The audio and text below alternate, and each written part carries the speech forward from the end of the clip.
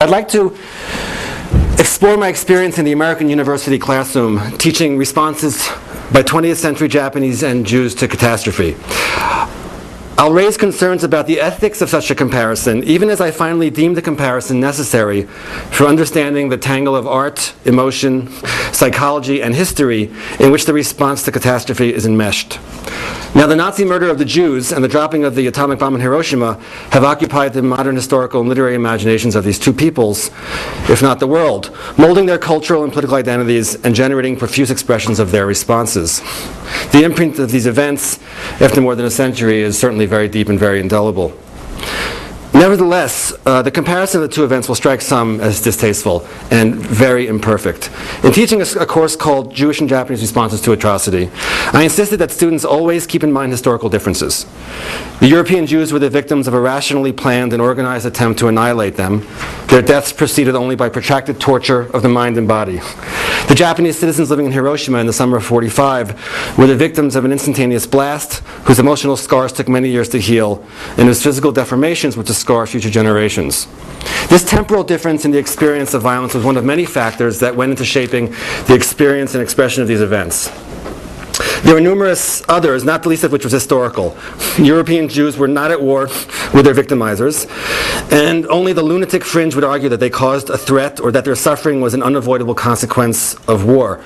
Japanese citizens, though individually innocent perhaps, belonged to a nation which was indeed at war with its attackers, and scholars continue to debate the necessity and the morality of the dropping of the atomic bomb. Another imperfection to this comparison is that the Japanese were also victimizers of, for example, Chinese in the Nanking Massacre and elsewhere in the colonies. So the question is, dare we ask whether the Japanese were victims the way the Jews were? The very question seems to suggest that degrees of suffering can be measured and that styles of mourning can be judged. It risks robbing victims of their claim that their suffering was uniquely their own and that the specific history that caused their pain was unprecedented and unparalleled. Comparing suffering then leads us to judging suffering, which is a distasteful and I think at times even obscene thing to do. Who are we might ask, blessed by distance and time and place? And I'm speaking of myself because not everybody is blessed with distance of time and place to these events. But I think the we covers many of us in this room. Who are we to coolly and analytically interfere with a victim's right and need to choose for him or herself how to express memory? Why should we point out suspected mistakes in a victim's testimony or brazenly diagnose his claim or her claim to unique pain as merely symptomatic of their healing process? Everywhere we turn in the maze of suffering and memory, we are discomforted by misgivings. Some of us feel we know that a victim's silence is a symptom or a strategy of mourning. We make the effort to empathize, though that seems impossible enough, and to analyze what is being remembered, however uneasy that task makes us feel. And when it seems right to respect the need for silence, we still fear one inevitable result of doing so, that is the silencing of history. For history does become obfuscated when, out of respect for the victim's conviction that their experiences simply defy description, we silently listen, knowing that we need to be witnesses and not question their testimony. And I'll speak a little bit later about a student who I think walked away from one of these classes with a very, very wrong idea of what we were after. Making the comparison thus risks an intellectually sloppy and morally repugnant suggestion that when it comes to suffering, what happened is less important than how people responded to what happened. In this kind of thinking, history, seen through the prism of emotions we respect not enough to judge, can lose its specificity, reducing the attempted genocide of the Jews and the policide of Hiroshima to an opaque and banal vista of undistinguished horror. Thus, while respect for different tragedies seems to forbid comparison, once we ask ourselves why we suffer and how we recover, we seem inevitably to wonder if we have suffered more than others and whether we deserve to do so. Certainly many survivors of Hiroshima and the Holocaust wondered. And some of you who may be familiar with some of this material will notice that there's a very disquieting conversation among sufferers that it's about competing over who suffered more and who has a unique opportunity to occupy the worst position of victimhood of the century or ever. Now, I use the word we, but I use the word we with some hesitation, because the various threads that stitch together the pattern of our responses, and by our now I mean our responses also, and draw the limits of our empathy and understanding are too numerous and too idiosyncratic to disentangle. We are the sum of influences that are historical, social, cultural, economic, physical, psychological, religious, or perhaps more occult influences like instinct, temperament, things we can't quite pin down. And our individual responses are cast and limited as much by our own personal pasts as by the time into which we are born. The students I've taught belonged like me to a generation with no direct experience of the events I asked them to understand, although some of them had parents and grandparents who were the victims of violence, and some of them themselves were in immigrant families in which as little kids they experienced some form of violence. Their link to the events was even more tenuous than my own, I think. Members of a generation saturated with images of European and Japanese catastrophes, they found it difficult to reach beyond those very images. To an extent, this is true of everyone. The victim himself never seems to have unfiltered access to the original scene of suffering, but comes to look back on it through the filter of images he absorbs in which the workings of his memory obscure. And as a literary scholar, and in the context of this class, it's really these images and how people imagine their suffering that became the focus of our work. Though not victims themselves, the students' perspective was also filtered, and far more so. Even among them, there were those who were with more or less emotional access to experiences of violence. For some, this access was provided by personal family traumas. For others, by their own experience of historical events. Particularly in the classes I taught in California, I taught a version of this class at Dartmouth College, which is in the very snowy northern climes of New Hampshire, and then at Georgetown. Dartmouth, most of the students were, there's a very, very, very small Jewish population. Georgetown, 55% of the students are still from private Catholic schools, so that there was that kind of student body and the sensibilities that student body brought to the class.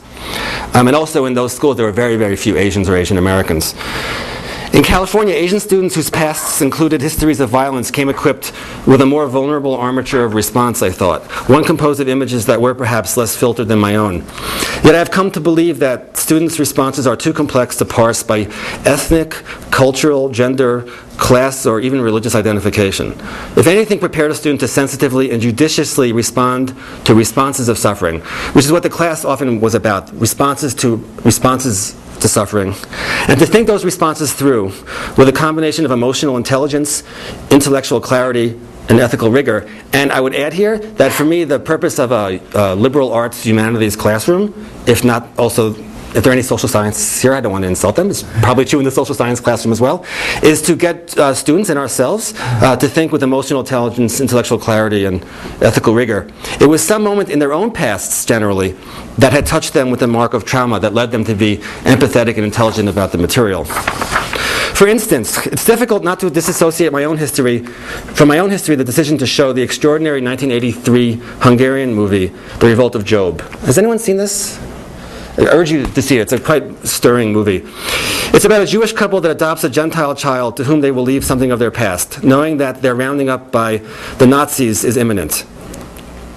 And the movie ends before the nightmare begins, but evokes that nightmare more powerfully than almost any attempt to directly depict it.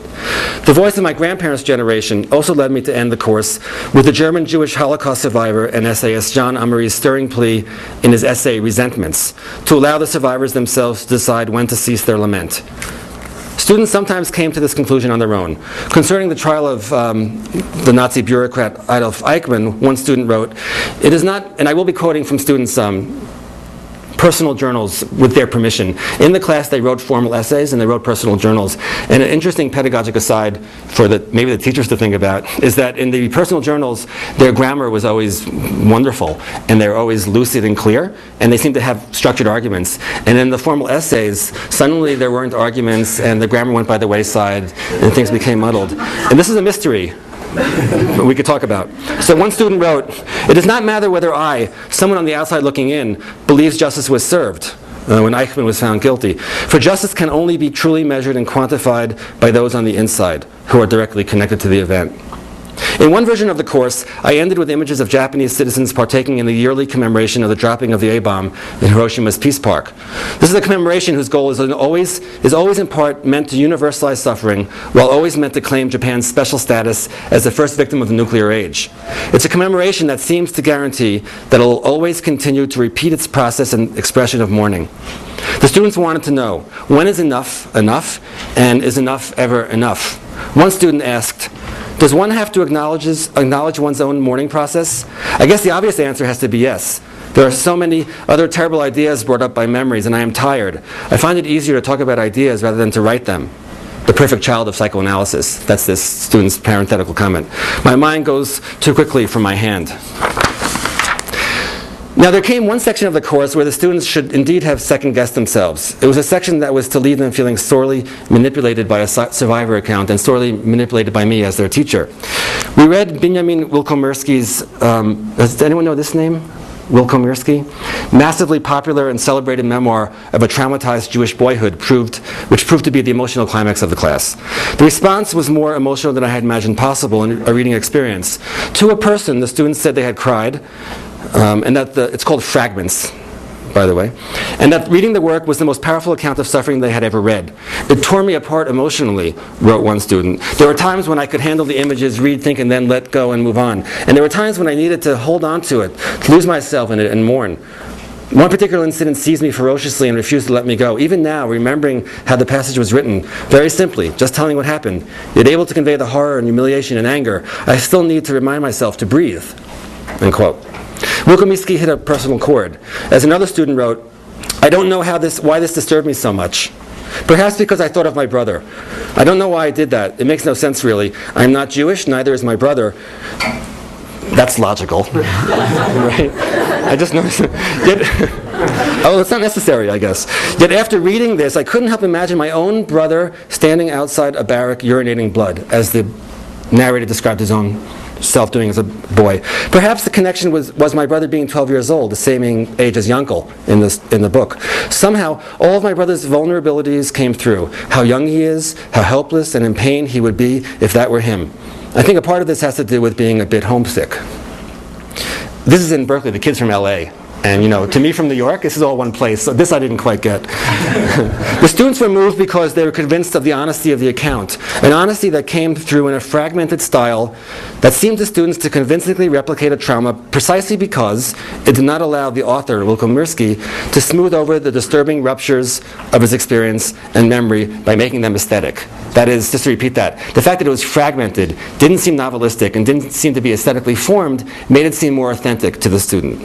Things are out of order, one student noted about her reading experience. Some things I can't remember, or they are blurry. Some things remind me of other things. This pattern of narratives, of fragments, made me feel like I was seeing inside Benjamin's memory.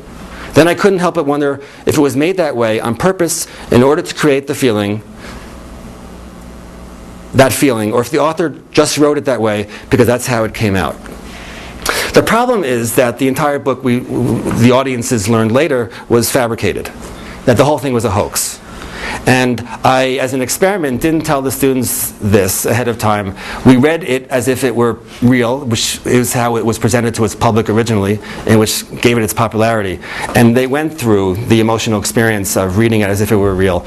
And I went through some kind of strange guilt experience about knowing it wasn't real and seeing them so moved. And then I revealed to them that it was real. And then there was a class in which we talked about whether they forgave him or not, because he had his own traumas, but they weren't about the Holocaust, and he wasn't Jewish. They were really about being abusive family situations. So their resentments toward him, their forgiveness of him, their resentment and forgiveness of me. And then this led to a discussion of the effects of various media and various forms, and of the power of fiction versus nonfiction. On that note, I want to pause and I want to show you a couple of slides, because I want to start getting into what was really the crux of the class, and that is trying to talk about how violence and catastrophe and suffering and trauma get represented, and how we look at both the formal aspects of the representations and the content of the suffering being represented. So, can I have the first slide? If I change it to the What do I do? Black out the projector. Black out the projector. black out the projector. Okay. Can I borrow a watch? Because I don't have one, I realize. You can go with that. Just water for you, and you can have myself. Oh, thanks. So what do we do now? And then Okay. Get the lights. This is a photograph by Sebastião Salgado, a Brazilian photographer, taken in the Sudan. Is it focused? Let me ask if, just for a response to this, an unfiltered, unguarded, unembarrassed response to this photograph. I know everyone's shy, but I'm shy too, and I hate standing up in front of people and talking. So, yes? The first thing I thought was malnutrition, actually. And then the next thing I thought was, well, the face was kind of peaceful and contemplative. Okay, so malnutrition, but also peaceful, and what was the last word? Contemplative. Contemplative. She's thinking deeply about something? Maybe. Okay. Yeah? Shame, like she's been dehumanized. Where do you see the shame? And if you really had to say concretely where you see the shame. That she's covering her head, or in her face, that she's looking down. So that's the angle of her face? Anything else about her expression? She looks like she can't. She's got her mouth clenched. She can't speak. Okay. So there's a kind of clenching there, and she's looking down. She's covering her head, yeah? I don't want to be disrespectful to the lady, but it's like the photographer is depicting the shame in the fact that that's the same sort of pose that like a monkey would be in. That's an awful thing for You mean the protective... protecting yourself, like if somebody's beating you. Right. I don't think it's disrespectful or so awful, to tell you the truth, because that pose is a instinctual protective pose, right? And there is something here about instinctually perhaps covering oneself and protecting oneself after, I think, being shamed and beaten down and having suffered. Yeah. Also, if you could see her actual eyeballs, it looks like there's a blank stare. It's just kind of it's almost blank and not focusing on anything. Just as if it's withdrawn, that she's withdrawn into another world. Right. Okay. Can you see the eyes? Sort of. Yes. You might want to think about your relationship to this image, you with eyes looking at this image, this woman's face, whose eyes may not be fully accessible to you. Yeah. This isn't anything to do really with her, but I mean, the first thing I thought is it looks very alien. It's so far, It looks very what? It's very alien. Alien, So far removed from everything that I've ever experienced that it just looks extremely foreign. Do you feel drawn in or pushed away? I think kind of drawn in. Kind of drawn in. Can anyone say anything about light and shadow? And it might have something to do with this experience of being drawn in and pushed away? Well, photographically speaking, I think it's beautiful. It's a beautiful picture. And it emits a lot of emotion. And if I keep talking about it, I'm going to be emotional, but Can you...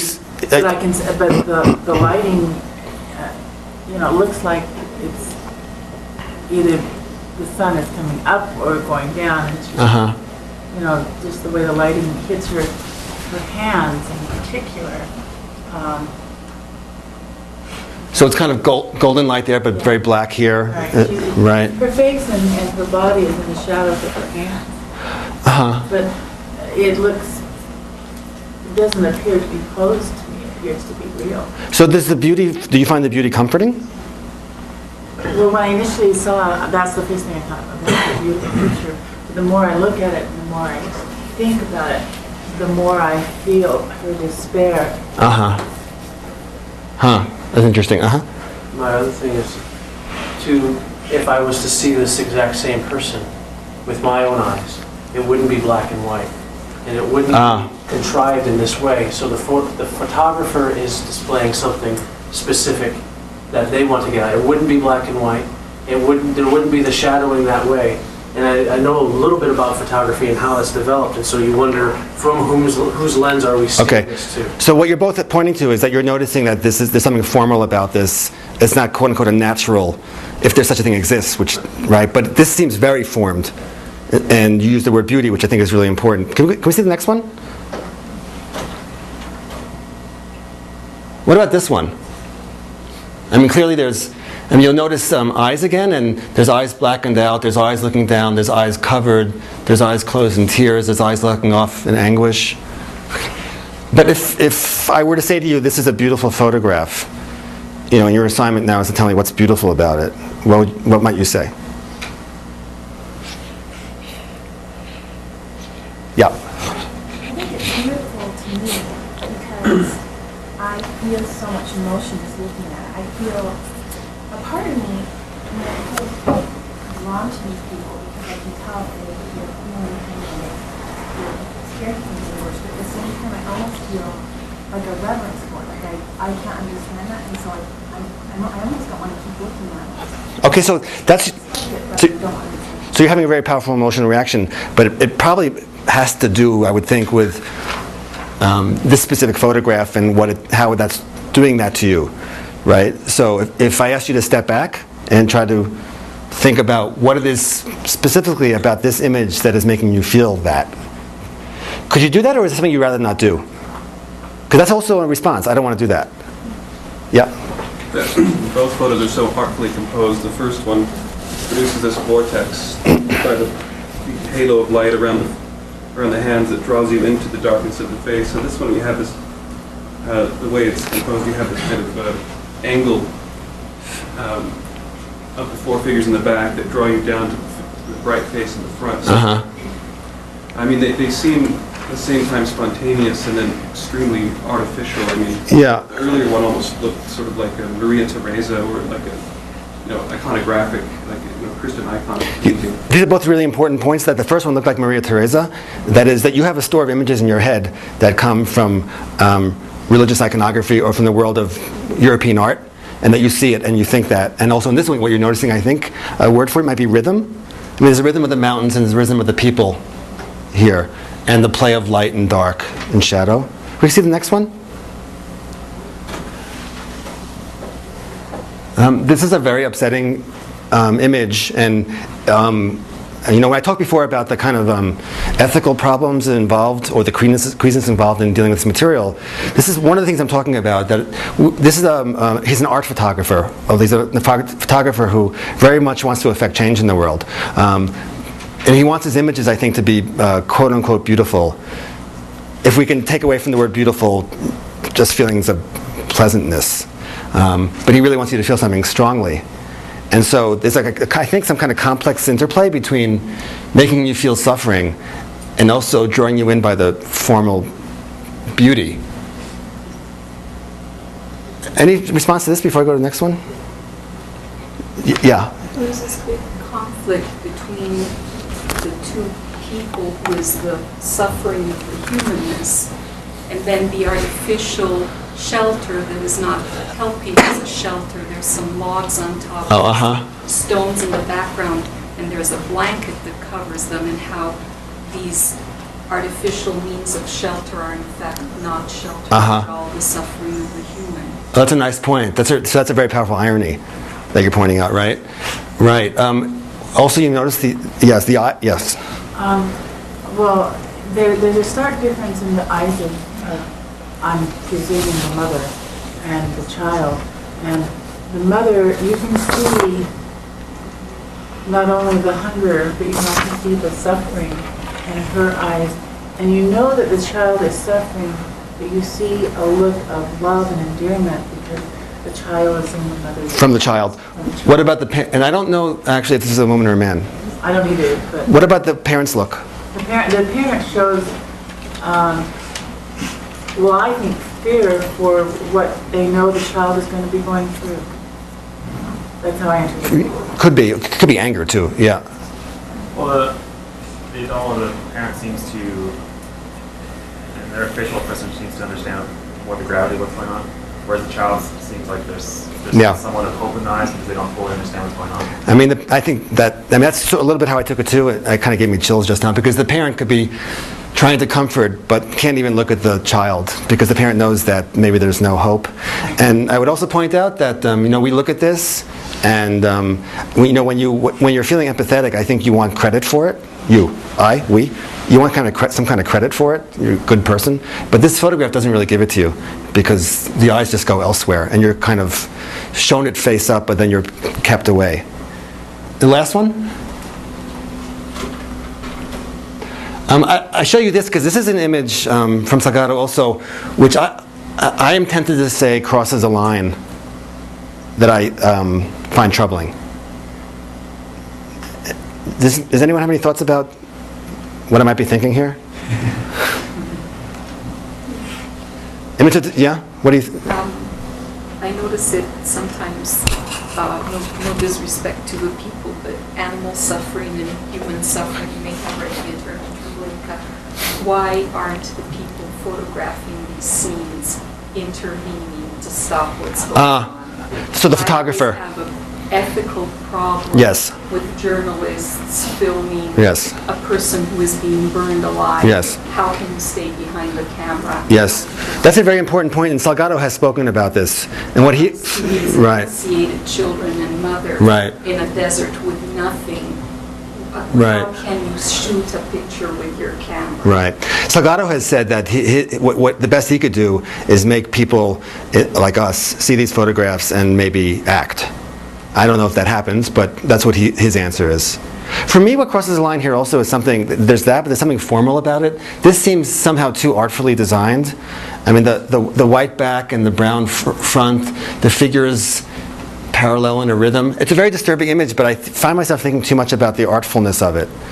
And that's kind of a line it crosses for me. Is there another slide, or is that it? That's all. Yeah. Could you put it back for a sec? Because she had a comment. This. What we perceive as beautiful, how far can you go in perceiving suffering as beautiful? I don't know, it seems kind of problematic. Well, there's that, but there's also, the question is, do you need some kind of, does an audience need to be given something beautiful in order to even get into the image to see it as, to see the suffering, right? I want to show you now, do we know what to do? Yeah, this is a short clip from a documentary called Hiroshima: The Legacy, produced by the Hiroshima Peace Museum in Hiroshima. And it's about how this museum and the people who run it display, it's about photography and how they display it. Okay? I'll tell you when to stop. So somebody who was there at the event who took this photograph.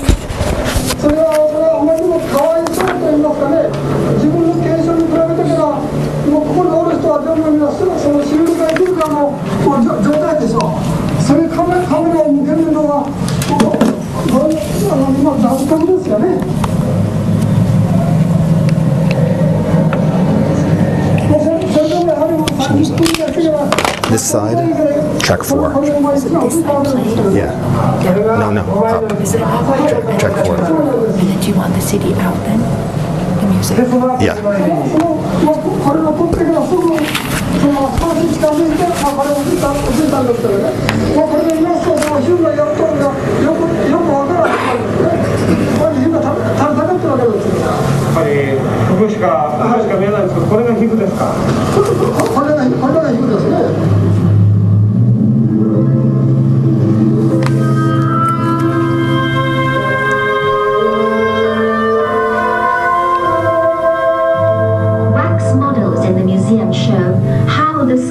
Exposed to the flash was burned in that instant.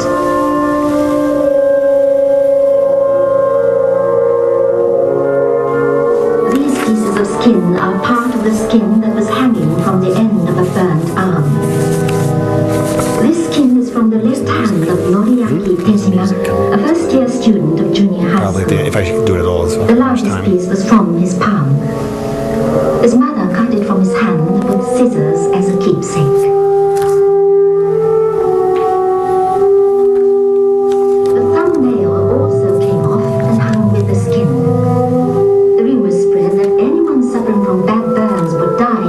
If they drank water.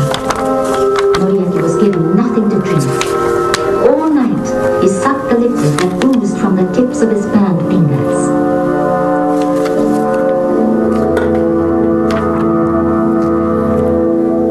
The next morning, his mother said he passed away.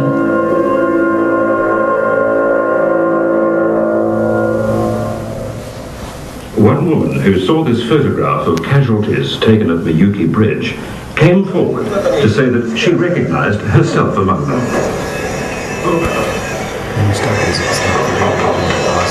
You can take it out. Okay. But I'm gonna, before you put on the chin, does someone say something?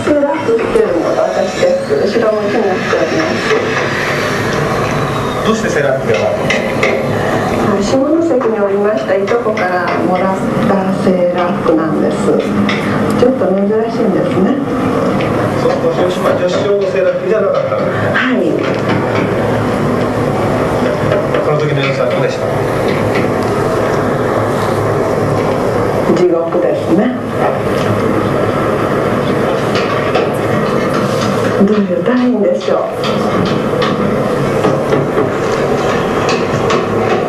お化けのような人が高野橋の方からどんどんみんな両手を上げて逃げてくるんですね。はい、皮膚をぶら下げてこうやりましてね。でここからみんな皮膚がぶら下がってるんですね。私着物がぶら下がってるのか思いましたけど皮膚でした。髪は総立ちになりましてね。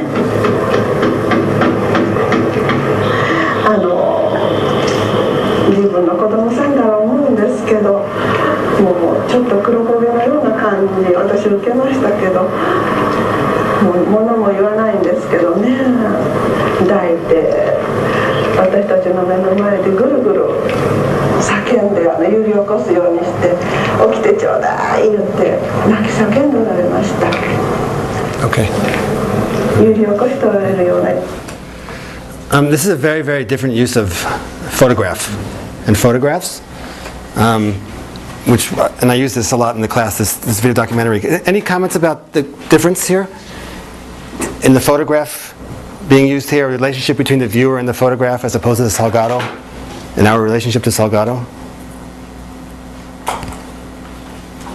Yeah. Completing that in this one, when they interview the photographer, he talks about it took 30 minutes to compose that first photograph, and he was reluctant to shoot it. And in it, you can sort of tease out a little bit of the implications of motive. And I think there's a very, in Salgado, you have to, his background, right. Professional right. photographer.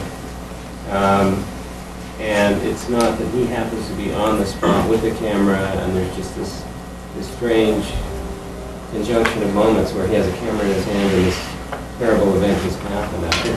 That difference in my mind is very significant. So, yeah.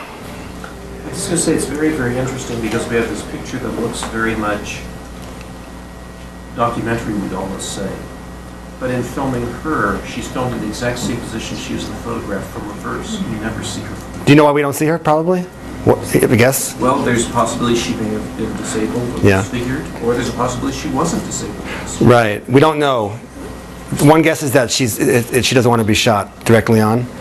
The other thing maybe it's obvious I want to point out is that these photographs, he was a photographer setting it up, but I think there's something that's supposed to be not artful about them. The idea is that this is not a time to be formal and beautiful and artful. This is photographed as documentary evidence, right? If that's what you're going to say. And so these are people who want to look at photographs and identify lost loved ones. The very poignant thing to think about is, and there's other clips like this in this documentary, are these people truly identifying lost loved ones, or are they identifying images that could be, and they want to feel that they are so they can have closure, right? Because it's hard to know for sure whether that was actually her kid or not. Yeah. Another thing is that the Japanese photographer was recording what actually happened. He wasn't devising or designing anything, Right. Even though, is it Salgado? Salgado. Is recording emaciated people and trying to bring that to the forefront of people's minds. He's actually doing it in an artistic manner. Right. The other photographer was simply Right. trying to record what was going on. Right, So right. For history's sake, if for no other. Right. And there's something else I would point out here, which I won't get into a lot, maybe in the conversation this afternoon, that my impression is, and this is a big generalization, that the Japanese survivors seem to be more, it seems to be more important to them to identify and lost children, to reintegrate themselves into a social situation, but not to talk about their suffering in these kind of psychoanalytic terms that we're so used to here, that I had a trauma and I have to now reveal to you the content of my suffering. Whereas a lot of in my experience, Jewish and European and American testimonies seem to be about that if I don't let this out and I don't speak about everything, I will continue to suffer. There doesn't seem to be that kind of cultural difference. This is a very, very broad thing to say, but I think it's there. Now, another cultural difference I want to talk about briefly, I know we have very little time, has to do with another question of form. Just one sec. Narrative. And I want to do that by showing you two clips. One is from Schindler's List, I think many of you have seen, and one of them is from a Japanese movie, Black Rain, which is based on sort of the iconic novel about the bombing of Hiroshima. And the movie sort of has the status of Schindler's List in Japan. So they both stand for something quite large in their cultures and the representations of these events. And I want to show you a clip from each to see if you notice, and then talk about a bit how their narratives are formed differently and their senses of optimism or pessimism. So the first scene, these are both very upsetting scenes. Is this right? Yeah, I think that's right. I hope that's, yeah. The fourth one. It's Schindler's List. No, it's the fourth one. Yeah. It's only about 2 minutes. No, this is the fourth one? You sure that's the fourth one? Yeah. Huh. On the second side. Right, it's disc 2, number 4. That was 31. 31. So, go to the next one for a sec. I said scene 31. Go back one. Before this one. Before, no.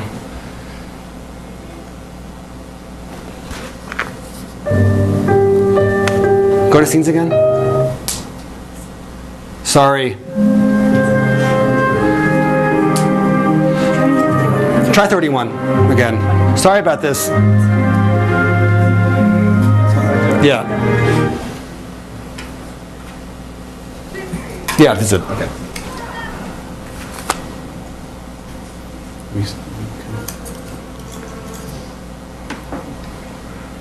What's happening?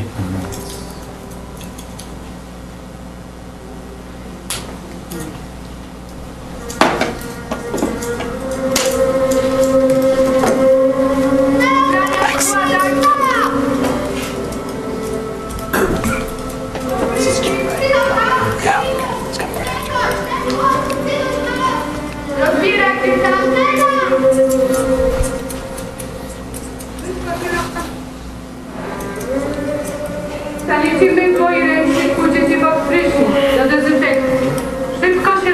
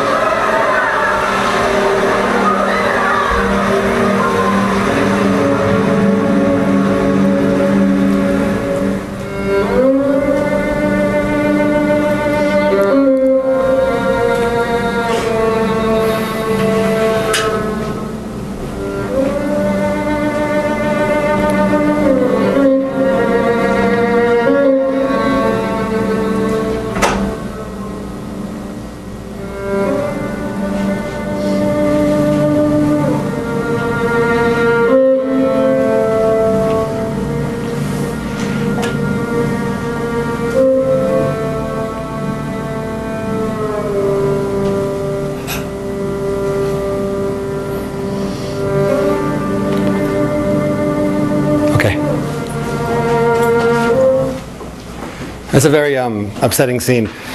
But if we can stand back from it for a second, can somebody help describe, in literature classrooms we often use the word arc, an arc of a narrative. Can anyone help describe the arc of that narrative? Taking this scene as one, like a little short story. Where does it start? What happens? It's kind of a roller coaster. Yeah. Well, we begin with them having their hair cut, right, clothing confiscated, and marched into a room which says shower and disinfection. Since we are probably familiar with the story, we have expectations to what very well might happen. Right. And they do too. And then that doesn't happen. That doesn't happen. But as they leave, we see another group of people going. Right. And the question is, right. Yeah, very nice. And so there's a certain amount of, for better or worse, manipulation going on here. That you expect they're going to be gassed right away, but they're cleansed. And so we're taking it into this most horrible of places, but we're not shown it. But we see afterwards, kid going in and the smoke coming up. So there's this kind of playing with one's emotions, and also it's a narrative arc that involves sort of climaxes and releases from climaxes. Okay. Now I want you to watch a clip from the end of Black Rain. This is about an uncle who's been taking care of his niece, who's been suffering by what they thought was A-bomb disease. He's been trying to marry her off, and she's going to die. And this is the end of the movie.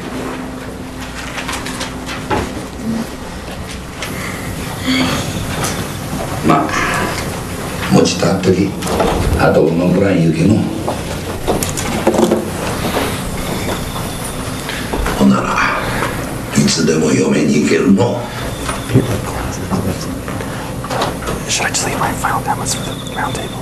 Because it's もうね yeah. 気力の問題じゃ全て病気はの ありがとうございました。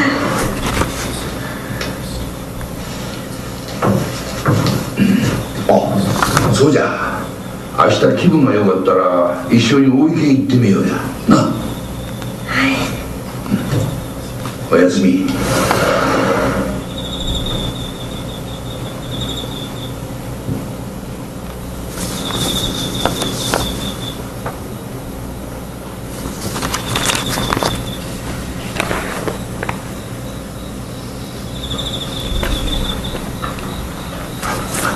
強い人じゃけ何も言われませんけど、このところ一銭も人ってないようで、ものすごい痛みのようですけど。どこが？体全体がでさ、薬も吐き出してなさるし。だからさ、やっぱりもういっぺん入院した方がええ思いますがの。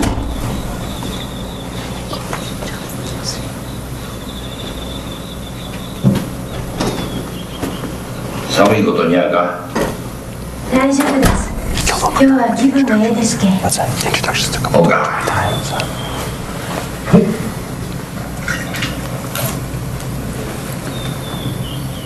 わしが死んだらばあさんのことを頼むで。ばあさんが死んだら家と山を売ってお前の持参金に審査員。何を言うてんですか。お、来た。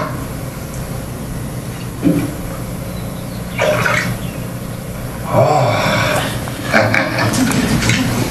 あ、青子、だいぶ大きくなったの。お前が嫁になる頃には一人前の恋じゃ。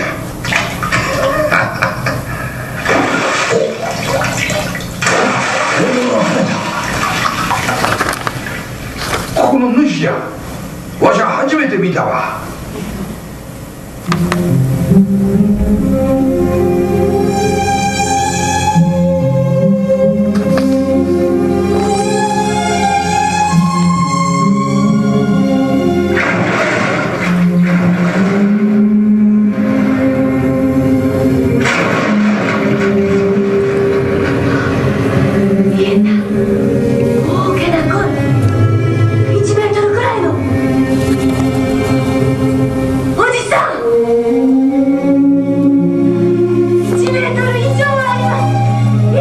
あ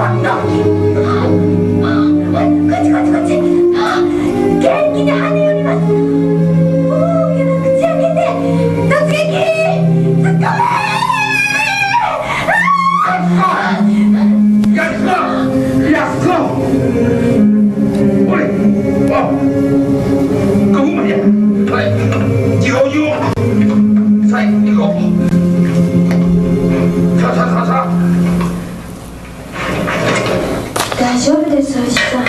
おはようございます。平気ですけど。Are we running out of time? あすこさん、大丈夫ですかね歩いて。Do we have to leave the room? Should I let him play it out, or should I just talk before him? We should talk.